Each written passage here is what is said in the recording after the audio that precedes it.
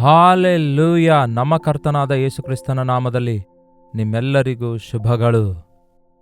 ಈ ದಿನ ಡಿಸೆಂಬರ್ 23ನೇ ತಾರೀಕು.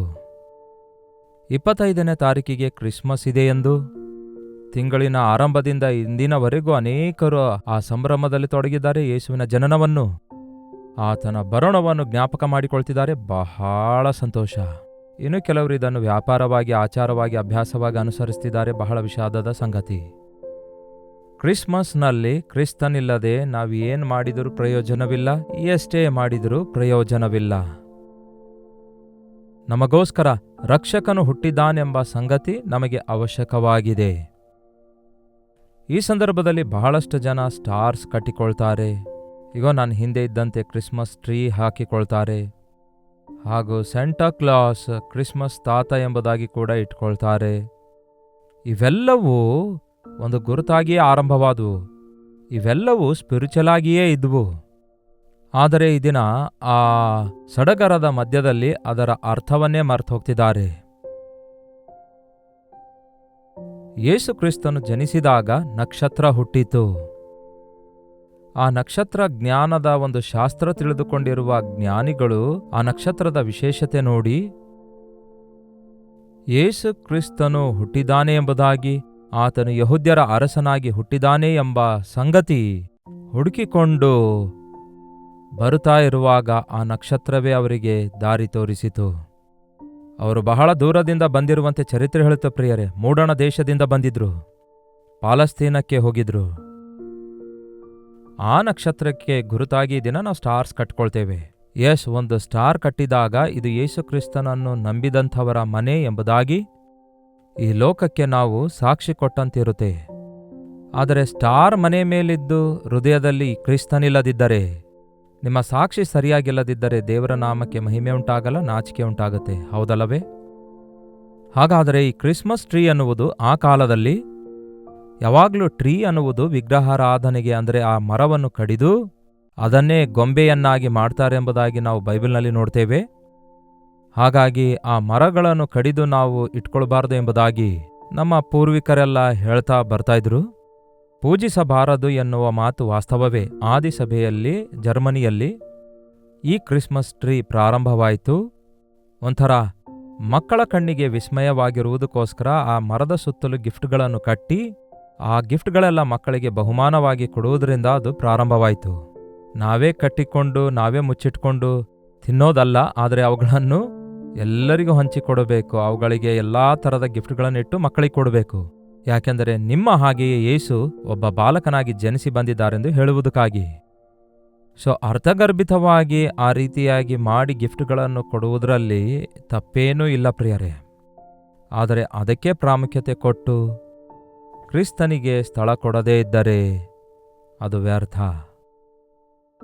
ಸೆಂಟಾ ಕ್ಲಾಸ್ ಕ್ರಿಸ್ಮಸ್ ತಾತ ಅನ್ನುತ್ತಾರೆ. ಸೆಂಟ್ ನಿಕೋಲೋಸ್ ಆದಿಸಭೆಯಲ್ಲಿ ಎಷ್ಟೋ ಪರಿಶುದ್ಧನಾಗಿ ಜೀವಿಸಿರುವಂತಹ ಒಬ್ಬ ಐಶ್ವರ್ಯವಂತನಾದ ವ್ಯಕ್ತಿ ಬಡವರನ್ನು ಕನಿಕರಿಸುತ್ತಾ ಬಡವರಿಗೆ ಬಹುಮಾನಗಳನ್ನು ಕೊಡ್ತಾ ಇದ್ದ. ಆ ಕಾಲದಲ್ಲಿ ಒಂದು ಆಚಾರವಿತ್ತು. ಮಕ್ಕಳು ತಮಗೆ ಬೇಕಾದವುಗಳನ್ನೆಲ್ಲ ಒಂದು ಪೇಪರ್ ಮೇಲೆ ಬರೆದು ಅವರ ಸಾಕ್ಸ್ ಅನ್ನು ಒಂದು ತಂತಿಗೆ ಕಟ್ಟಿ ಇಟ್ಟಿದಾಗ ಈ ಕ್ರಿಸ್ಮಸ್ ತಾತ ಬೆಳಗ್ಗೆ ಅನ್ನೋಷ್ಟೊತ್ತಿಗೆ ಆ ಮಕ್ಕಳಿಗೆ ಬೇಕಾಗಿರುವಂತಹ, ಅಂದರೆ ಆ ಲಿಸ್ಟಲ್ಲಿರುವ ಬಹುಮಾನಗಳನ್ನೆಲ್ಲ ಕೊಂಡುಕೊಂಡು ಅದರಲ್ಲೇ ಇಟ್ಟು ಕೊಡ್ತಾ ಇದ್ದ. ಕ್ರಿಸ್ಮಸ್ ಅಂದರೆ ಕೊಡುವಂಥದ್ದಾಗಿದೆ ಪ್ರಿಯರೇ. ಅಷ್ಟಕ್ಕೂ ನೀವು ಇಲ್ಲಿಯವರೆಗೂ ಯಾರಿಗಾದರೂ ಏನಾದರೂ ಕೊಟ್ಟಿದ್ದೀರಾ? ಯಾರಿಗಾದರೂ ಏನಾದರೂ ಕೊಟ್ಟಿದ್ದೀರಾ? ಆ ಕಾಲದಲ್ಲಿ ಕ್ರಿಸ್ಮಸ್ ಗ್ರೀಟಿಂಗ್ಸ್ ಅಂತ ಕಳಿಸಿಕೊಳ್ತಾ ಇದ್ರು. ಈ ದಿನಗಳಲ್ಲಿ ಆ ಗ್ರೀಟಿಂಗ್ ಕಾರ್ಡ್ಸ್ ಬಿಟ್ಬಿಟ್ಟು ವಾಟ್ಸಪ್ ಮೆಸೇಜ್ ಕಳಿಸಿಕೊಳ್ತಿದ್ದಾರೆ. ಈ ಸಂದರ್ಭದಲ್ಲಿ ಕ್ರಿಸ್ಮಸ್ನಲ್ಲಿ ದೇವರು ನಮಗೆ ತನ್ನ ಮಗನನ್ನು ಕೊಟ್ಟಿದ್ದಾರೆ. ಅದರ ನಿಮಿತ್ತ ನಾವು ಕೂಡ ಇತರರಿಗೆ ಕೊಡಬೇಕು.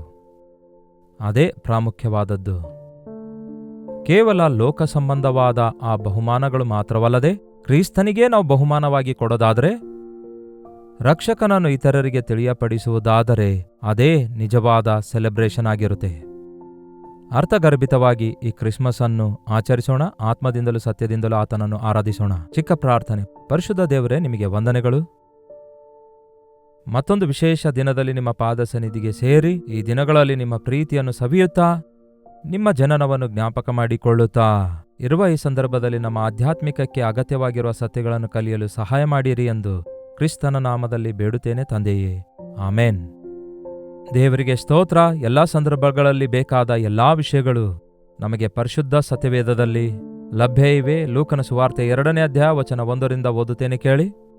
ಆ ಕಾಲದಲ್ಲಿ ರಾಜ್ಯವೆಲ್ಲ ಖಾನೇಶುಮಾರಿ ಬರೆಸಿಕೊಳ್ಳಬೇಕೆಂಬ ಆಜ್ಞೆಯು ಚಕ್ರವರ್ತಿಯಾದ ಔಗುಸ್ತನಿಂದ ಹೊರಟಿತು.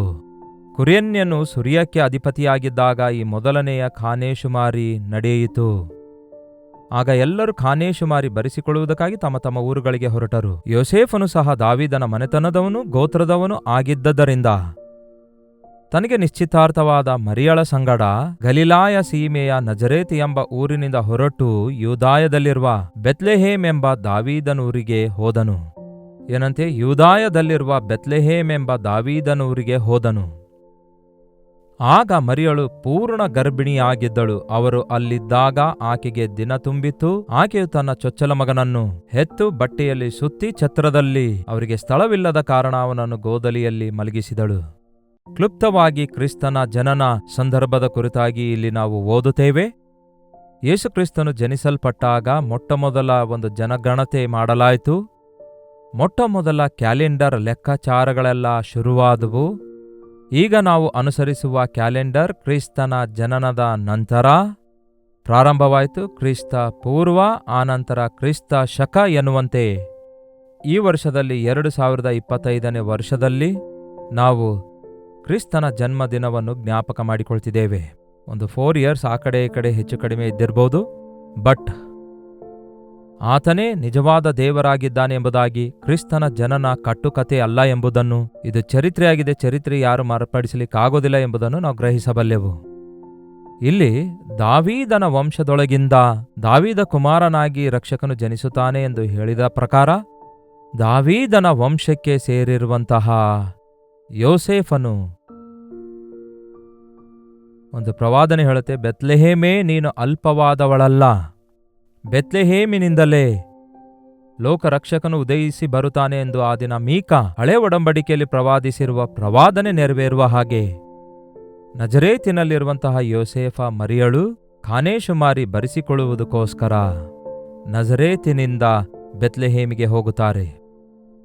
150 ಕಿಲೋಮೀಟರಷ್ಟು ದೂರ. ಅದು 150 ಕಿಲೋಮೀಟರಷ್ಟು ದೂರ ಗರ್ಭಿಣಿಯಾಗಿರುವಂತಹ ಮರಿಯಳನ್ನು ಒಂದು ಕತ್ತೆಯ ಮೇಲೆ ಕುಡ್ರಿಸಿಕೊಂಡು ಯೋಸೇಫನು ಬೆತ್ಲೆಹೇಮಿಗೆ ಕರೆತರುವುದನ್ನು ನಾವು ಇಲ್ಲಿ ನೋಡ್ತಾ ಇದ್ದೇವೆ. ಆ ಮಾರ್ಗದಲ್ಲಿ ಅವರು ನಡೆಯುತ್ತಾ ಇರುವಾಗ ಅವರು ಒಬ್ಬಂಟಿಗರಾಗಿ ಅವರು ಪ್ರಯಾಸ ಪಡುತ್ತಾ ದೇವರ ಚಿತ್ತ ಮಾಡುವುದಕ್ಕಾಗಿ ಅವರಿಬ್ಬರೂ ಒಪ್ಪಿಸಿಕೊಟ್ಟು ಮುಂದೆ ಸಾಗುತ್ತಿರುವಾಗ, ನಿಜವಾಗಲೂ ಲೋಕ ರಕ್ಷಕನು ನನ್ನ ಗರ್ಭದಲ್ಲಿದ್ದಾನೋ, ಅಯ್ಯೋ ಆತನಿಗೆ ನಾನು ಏನು ಮಾಡ್ಲಿಕ್ಕಾಗ್ತಾ ಇಲ್ವಲ್ಲ, ನಾವು ಏನು ಮಾಡ್ಲಿಕ್ಕಾಗ್ತಾ ಇಲ್ವಲ್ಲ ಎಂಬುದಾಗಿ ಅವರು ಮನನೊಂದಿಕೊಳ್ಳಲಿಲ್ಲ. ಆದರೆ ನಾವು ದೇವ ಕುಮಾರನಿಗೆ ಜನನ ಕೊಡುತ್ತಾ ಇರುವಾಗ ನಮಗ್ಯಾಕೆ ಇಷ್ಟು ತೊಂದರೆಗಳು ಎಂಬುದಾಗಿ ಕೂಡ ಗುಣಗುಟ್ಟಲಿಲ್ಲ. ಯೇಸುಕ್ರಿಸ್ತನು ಈ ಲೋಕಕ್ಕೆ ಒಂದು ಸಾರಿ ಪರಲೋಕದಿಂದ ಇಳಿದು ಬಂದು ಶಿಲುಬೆ ಮೇಲೆ ಮರಣ ಹೊಂದಿ ಪಾಪಕ್ಕೆ ಪ್ರಾಯಶ್ಚಿತ್ತ ಮಾಡಿ ಆರೋಹಣ ಆಗಿರಬಹುದು. ಆದರೆ ನಮ್ಮ ಪಾಪಗಳನ್ನು ವಿಮೋಚಿಸುವುದಕ್ಕಾಗಿ ಆತನು ನಮ್ಮ ಹಾಗೆಯೇ ಬಾಲಕನಾಗಿ ಜೀವಿಸಿ, ಶಿಶುವಾಗಿ ಜನಿಸಿ, ಬಾಲಕನಾಗಿ ಬೆಳೆದು, ಯವನ ಪ್ರಾಯದಲ್ಲಿ ಶಿಲುಬೆ ಮೇಲೆ ತನ್ನ ಪ್ರಾಣವನ್ನೇ ನಮಗೋಸ್ಕರ ಅರ್ಪಿಸಿಕೊಟ್ಟು ನಮ್ಮ ಪಾಪಗಳಿಗೆ ಪರಿಹಾರವನ್ನುಂಟು ಮಾಡಿದನು. ಯೇಸುಕ್ರಿಸ್ತನು ನಮ್ಮ ಪಾಪಗಳಿಗೆ ಪರಿಹಾರ ಮಾಡುವುದು ಒಂದು ಭಾಗವಾಗಿರೋದಾದರೆ, ಆತನು ಈ ಲೋಕದಲ್ಲಿ ನಾವು ಹೇಗೆ ಜೀವಿಸಬೇಕು ಎಂಬ ಶರೀರಧಾರಿಯಾಗಿ ತಾನು ಜೀವಿಸಿ ತೋರಿಸಿರುವ ವಿಷಯ ಮತ್ತೊಂದು ಭಾಗವಾಗಿದೆ. ನಿಜವೇ, ನಮ್ಮ ಲೈಫ್ ಸ್ಟೈಲ್, ನಮ್ಮ ಜೀವಿತ ವಿಧಾನ ಮಾರ್ಪಡಬೇಕು, ನಮ್ಮ ಪ್ರವರ್ತನೆ ಮಾರ್ಪಡಬೇಕು, ನಮ್ಮ ನಡವಳಿಕೆ ಮಾರ್ಪಡಬೇಕು, ನಮ್ಮ ಆಸೆಗಳು ಕೋರಿಕೆಗಳು ಮಾರ್ಪಡಬೇಕು. ಯೇಸುಕ್ರಿಸ್ತನು ಒಬ್ಬ ವ್ಯಕ್ತಿಯ ಜೀವಿತದಲ್ಲಿ ಜನಿಸುವಾಗ ಅವನು ನೂತನ ಸೃಷ್ಟಿಯಾಗುತ್ತಾನೆ. ಈಗೋ ಪೂರ್ವಸ್ತುತಿ ಹೋಗಿ ಎಲ್ಲವೂ ನೂತನವಾಯಿತು ಎಂಬ ಸಂಗತಿ ನಾವು ಗುರುತಿಸ್ತೇವೆ. ಈ ಕ್ರಿಸ್ಮಸ್ ನಿಮ್ಮ ಜೀವಿತಕ್ಕೆ ನೂತನತ್ವವನ್ನು ಕೊಡಬೇಕು. ನಿಜವಾಗ್ಲೂ ಕ್ರಿಸ್ತನು ನನಗಾಗಿ ಜನಿಸಿದ್ದಾನೆ ಎಂದು ನೀವು ನಂಬುವುದಾದರೆ ನೀವು ಪಾಪದಿಂದ ಬಿಡುಗಡೆ ಹೊಂದುತ್ತೀರಿ, ನೀವು ರಕ್ಷಿಸಲ್ಪಡ್ತೀರಿ, ನಿಮ್ಮ ಪಾಪಗಳು ಕ್ರಿಸ್ತನ ರಕ್ತದಲ್ಲಿ ತೊಳೆಯಲ್ಪಡುತ್ತಾ ಇರುವುದರಿಂದ ಅವುಗಳನ್ನು ಇನ್ನು ಮಾಡುವವರಾಗಿರಬಾರದು, ಅವುಗಳ ಕಡೆಗೆ ತಿರುಗಬಾರದು, ಅವುಗಳನ್ನು ತೊರೆದು ಬಿಡಬೇಕು. ಆ ಪಾಪಗಳಿಂದ ತೊಳೆಯಲ್ಪಟ್ಟ ವ್ಯಕ್ತಿಯಾಗಿ ನೂತನ ಜೀವಿತವನ್ನು ಜೀವಿಸಬೇಕು. ಅದಕ್ಕಾಗಿಯೇ ಯೇಸು ಇಷ್ಟೊಂದು ನಮಗೋಸ್ಕರ ಪ್ರಯಾಸ ಪಟ್ಟಿದ್ದಾರೆ. ಆ ದಿನ ತುಂಬಿದ ಗರ್ಭಿಣಿಯನ್ನು ತೆಗೆದುಕೊಂಡು ಹೆರಿಗೆ ಮಾಡಿಸುವುದಕ್ಕಾಗಿ ಹಾಸ್ಪಿಟಲ್ಸ್ಗಳು, ಡಾಕ್ಟರ್ಸು, ನರ್ಸು ಯಾರೂ ಇರಲಿಲ್ಲ. ಆದರೆ ಕನಿಷ್ಠ ಒಂದು ಮರೆಯಾಗಿರುವ ಸ್ಥಳಕ್ಕೋಸ್ಕರ ಯಾರ ಮನೆಗೆ ಹೋಗಿ ಬಾಗಿಲು ತಟ್ಟಿದ್ರು ಕೂಡ, ಯಾವುದೇ ಸ್ಥಳಕ್ಕೆ ಹೋದರೂ ಕೂಡ ಆತನಿಗೆ ಸ್ಥಳ ಎಲ್ಲೂ ದೊರಕಲಿಲ್ಲ. ಬೆತ್ಲೆಹೇಮ್ ಪಟ್ಟಣದಲ್ಲೆಲ್ಲ ಅಲ್ಲಿ ಹುಟ್ಟಿದಂಥವರೆಲ್ಲರೂ, ಎಲ್ಲಾ ಪ್ರಾಂತ್ಯದವರು ಈ ಖಾನೇಶು ಮಾಡಿಸಿಕೊಳ್ಳುವುದಕ್ಕಾಗಿ ಆ ಸ್ಥಳವೆಲ್ಲ ತುಂಬಿಕೊಂಡಿತು. ಸ್ಥಳ ಇರಲಿಲ್ಲ. ಕೊನೆಗೆ ಪಶುಗಳನ್ನು ಕಟ್ಟಿಡುವಂತಹ ಒಂದು ಶೆಡ್ನಲ್ಲಿ, ಒಂದು ಗುಹೆಯಲ್ಲಿ ಅನೇಕರು ಕೊಟ್ಟಿಗೆ ಅನ್ನುತ್ತಾರೆ. ನಾನು ಹೋಗಿ ನೋಡಿ ಬಂದಾಗಿದ್ಮೇಲೆ ಅದು ಕೊಟ್ಟಿಗೆ ಆಗಿರಲಿಲ್ಲ. ಅದು ಪಶುಗಳನ್ನು ಕಟ್ಟುವಂತಹ ಒಂದು ಗುಹೆ.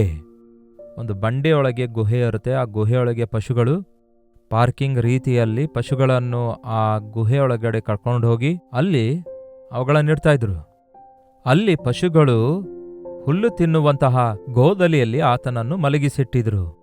ಆತನನ್ನು ಪಶುಗಳ ಗೋದಲಿಯಲ್ಲಿ ಮಲಗಿಸಿಡಲಾಯಿತು. ಆ ಗೋದಲಿ ಬೆಚ್ಚಗಾಗಿರುವುದರಿಂದ ಅಲ್ಲಿಯೇ ಆ ಮಗುವನ್ನು ಮಲಗಿಸಿಡಲಾಯಿತು. ಅಷ್ಟಕ್ಕೂ ಆ ದೃಶ್ಯ ನೋಡ್ತಿರುವಾಗ ಈತನು ಲೋಕರಕ್ಷಕನೋ, ಈತನು ಕರ್ತನಾದ ಕ್ರಿಸ್ತನೋ ಎಂಬ ಸಂದೇಹ ಆ ದಿನ ಕುರುಬರಿಗಾಗಲಿ ಆತನಿಗೆ ಸಂಧಿಸಿರುವ ಆ ಜ್ಞಾನಿಗಳಿಗಾಗಲಿ ಬರಲಿಲ್ಲ. ಪ್ರಿಯರೇ, ಆತನು ಎಲ್ಲಿದ್ದಾನೆ ಎನ್ನುವಂಥದ್ದಲ್ಲ, ಆತನು ನಮಗೋಸ್ಕರ ಈ ಲೋಕಕ್ಕೆ ಇಳಿದು ಬಂದಿದ್ದಾನೆ ಎಂಬುದು. ಶಿಲುಬೆ ಮೇಲೆ ನೇತಾಡಲ್ಪಡುವ ಕ್ರಿಸ್ತನನ್ನು ನೋಡಿ ಈತನೋ ಲೋಕರಕ್ಷಕನು ಎಂದು ನಂಬದೇ ಇರುವಂತೆ, ಪಶುಗಳ ಗೋದಲಿಯಲ್ಲಿ ಮಲಗಿಸಿರುವ ಯೇಸುವನ್ನು ಅದೇ ರೀತಿಯಾಗಿ ಅನೇಕರು ನಂಬಲಿಲ್ಲ. ಅನೇಕರು ಆ ವಿಷಯವನ್ನು ನಿರ್ಲಕ್ಷ್ಯ ಮಾಡಿದರು, ಅಲಕ್ಷ್ಯ ಮಾಡಿದರು. ಯೋಸೇಫನು ಮರಿಯಳು ಹೋಗಿ ಸ್ಥಳಕ್ಕಾಗಿ ಕೇಳಿದಾಗ ಸ್ಥಳ ಇಲ್ಲ, ಸ್ಥಳ ಇಲ್ಲ, ಸ್ಥಳ ಇಲ್ಲ ಅಂದ್ರು. ಯೇಸು ಕ್ರಿಸ್ತನಿಗೆ ಸ್ಥಳ ಇರಲಿಲ್ಲ. ಈ ಹಬ್ಬದ ಸಡಗರದಲ್ಲಿ ಸ್ಥಳವೇ ಇಲ್ಲ. ಯೇಸುವಿಗೆ ಸ್ಥಳವೇ ಇಲ್ಲ. ಹಾಡುವುದು ಯೇಸುವಿಗೋಸ್ಕರವೇ, ಮಾಡೋದೆಲ್ಲ ಯೇಸುವಿಗೋಸ್ಕರವೇ.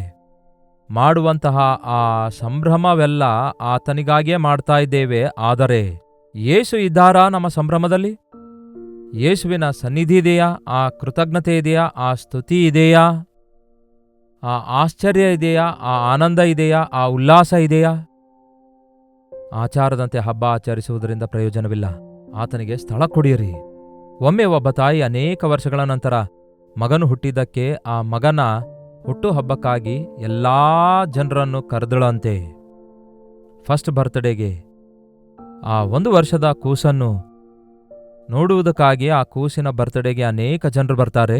ಈ ಓವರ್ ಕೋಟ್ ಹಾಕಿಕೊಳ್ತಾರೆ. ಚಳಿ ಇರುವ ದೇಶದಲ್ಲಿ ಎಲ್ಲರೂ ತಮ್ಮ ಕೋಟ್ ಬಿಚ್ಚಿ ಬಾಗಿಲಿನ ಎಂಟ್ರೆನ್ಸ್ನಲ್ಲೇ ಇರುವಂತಹ ಆ ಸ್ಟ್ಯಾಂಡಿನ ಮೇಲೆ ತಮ್ಮ ಕೋಟುಗಳನ್ನು ಹಾಕ್ತಾರೆ. ಎಲ್ಲರೂ ಬಂದಾದ ನಂತರ ಆ ಸಂಭ್ರಮದ ಮಧ್ಯದಲ್ಲಿ ಸಡನ್ ಆಗಿ ವೇರ್ ಇಸ್ ದ ಬೇಬಿ, ಮಗು ಎಲ್ಲಿದೆ ಎಂದು ಕೇಳಿದ್ರೆ ಅವಾಗ ಹುಡುಕಲು ಆರಂಭಿಸಿದ್ರು. ಮನೆಯೆಲ್ಲ ಹುಡುಕಾಡಿದ್ರು. ಎಲ್ಲಿ ನೋಡಿದ್ರು ಮಗು ಇಲ್ಲ. ಬೆಡ್ ಮೇಲಿಲ್ಲ, ಎಲ್ಲೂ ಇಲ್ಲ. ಯಾರೂ ಎತ್ಕೊಂಡಿಲ್ಲ. ಯಾವ ಸೋಫಾ ಮೇಲೂ ಇಲ್ಲ.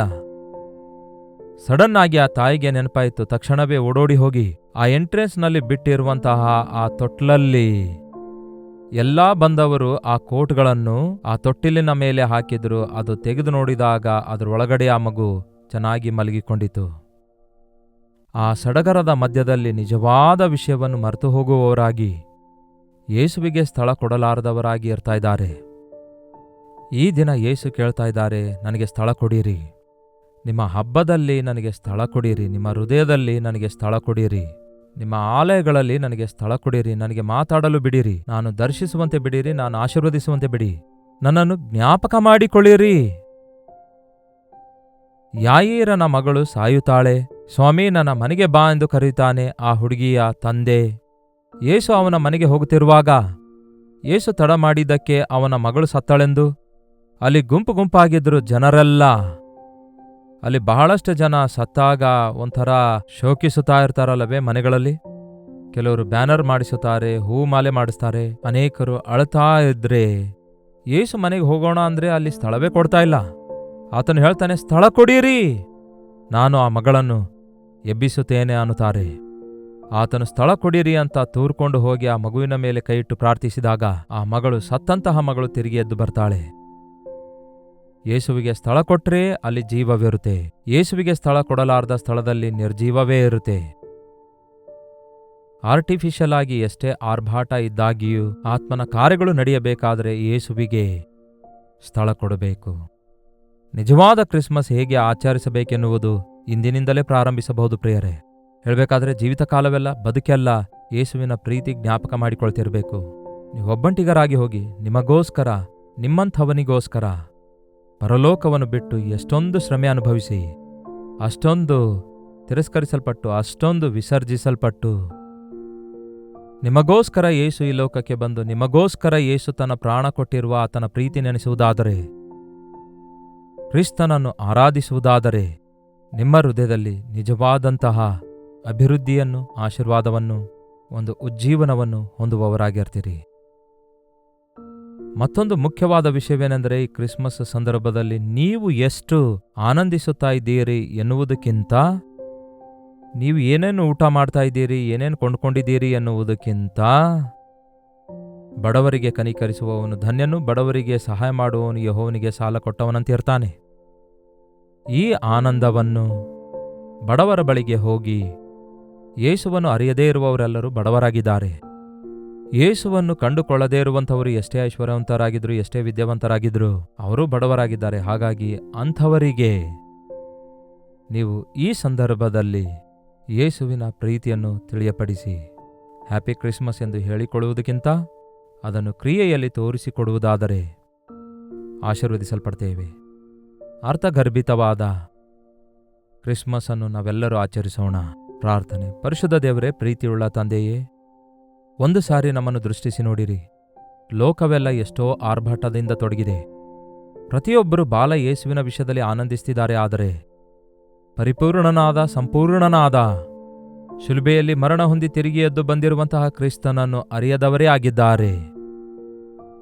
ಈ ಸಂದರ್ಭದಲ್ಲಿ ರಕ್ಷಕನು ಹುಟ್ಟಿದ್ದಾನೆ ಎಂಬ ಮಾತನ್ನು, ಆತನು ಶಿಲುಬೆಯ ಮೇಲೆ ಮಾಡಿರುವ ಯಜ್ಞವನ್ನು, ಅದರ ಮೂಲಕ ರಕ್ಷಣೆ ಉಂಟಾಗ್ತದೆ ಎಂಬ ಸತ್ಯವನ್ನು ಪ್ರತಿಯೊಬ್ಬರಿಗೆ ತಿಳಿಯಪಡಿಸುವುದಕ್ಕಾಗಿ ನಮ್ಮಿಂದಾಗುವಷ್ಟು ನಾವು ಜ್ಞಾಪಕ ಮಾಡಿಕೊಂಡು ನಿಮ್ಮಲ್ಲಿ ಆನಂದಿಸುವಂತೆ ಸಹಾಯ ಮಾಡಿರೆಂದು ಕ್ರಿಸ್ತನ ನಾಮದಲ್ಲಿ ಬೇಡುತ್ತೇನೆ ತಂದೆಯೇ, ಆಮೇನ್.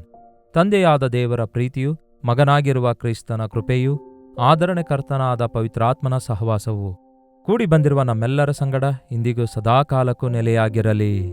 ಆಮೇನ್. ದೇವರಿಗೆ ಸ್ತೋತ್ರ. ನಿಮ್ಮ ಪ್ರಾರ್ಥನಾ ಮನವಿಗಳನ್ನು 8939731313 ನಂಬರ್ಗೆ, ಇತರ ದೇಶದಿಂದ ನೀವು ವೀಕ್ಷಿಸುವುದಾದರೆ ಕೊಡಲ್ಪಟ್ಟಂತಹ ಇದೇ ನಂಬರಿಗೆ ನಿಮ್ಮ ಮನವಿ ಕಳಿಸಿಕೊಡಿರಿ. ನಿಮ್ಮನ್ನು ಇನ್ನಷ್ಟು ಹೆಚ್ಚು ಆಧ್ಯಾತ್ಮಿಕವಾಗಿ ಬಲಗೊಳಿಸಬೇಕೆಂದು, ಯೇಸುವಿನ ಕುರಿತು ನೀವು ಇನ್ನೂ ಅರ್ಥಕೊಳ್ಳಬೇಕಾದರೆ, ಆಧ್ಯಾತ್ಮಿಕವಾಗಿ ಬೆಳೆಯಲಿಚ್ಛಯಿಸುವುದಾದರೆ, ಆತ್ಮಗಳನ್ನು ಹಿಡಿಯುವ ಬೆಸ್ತರರಾಗಿ ನೀವು ಬದುಕಬೇಕಾದರೆ, ದೈವ ನಿರ್ಣಯ, ದೈವ ಚಿತ್ತ ನಿಮ್ಮ ಜೀವಿತದಲ್ಲಿ ಅರಿತುಕೊಂಡು ಮುಂದಿರುವ ವರ್ಷದಲ್ಲಿ ಆತನ ಸಾಕ್ಷಿಗಳಾಗಿ ಬದುಕಲಿಚ್ಛಯಿಸುವುದಾದರೆ, ಆ ವಿಷಯಗಳನ್ನು ತಿಳಿಯಪಡಿಸಿರಿ. ನಿಮಗೆ ಸಲಹೆ ಕೊಡುವುದಕ್ಕಾಗಿ, ಆಧ್ಯಾತ್ಮಿಕವಾಗಿ ನಿಮ್ಮನ್ನು ಬಲಗೊಳಿಸುವುದಕ್ಕಾಗಿ ನಮ್ಮಿಂದ ಆದಷ್ಟು ಪ್ರಯಾಸ ನಾವು ಪಡುವವರಾಗಿದ್ದೇವೆ. ಈ ವಿಷಯದಲ್ಲಿ ಸಹಕರಿಸಲು ನಾವು ಸಿದ್ಧರಾಗಿದ್ದೇವೆ. ಯೇಸುವಿನ ಪ್ರೀತಿಯನ್ನು ಗುರುತಿಸಿ ಆಧ್ಯಾತ್ಮಿಕವಾಗಿ ಬೆಳೆದು ದೇವರ ವಾಗ್ದಾನಗಳೊಂದಿಗೆ ಮುಂದಿನ ಹೊಸ ವರ್ಷದೊಳಗೆ ಪ್ರವೇಶಿಸೋಣ. ಕರ್ತನ ಚಿತ್ತವಿರುವುದಾದರೆ ಮತ್ತೆ ನಾಳೆ ಇದೇ ಅನುದಿನದ ಧ್ಯಾನ ಎಂಬ ಕಾರ್ಯಕ್ರಮದಲ್ಲಿ ಮತ್ತೆ ಭೇಟಿಯಾಗೋಣ. ಅಲ್ಲಿಯವರೆಗೂ ದೇವರ ಮಹಾಕೃಪೆ ನಿಮ್ಮೆಲ್ಲರೊಂದಿಗಿರಲಿ.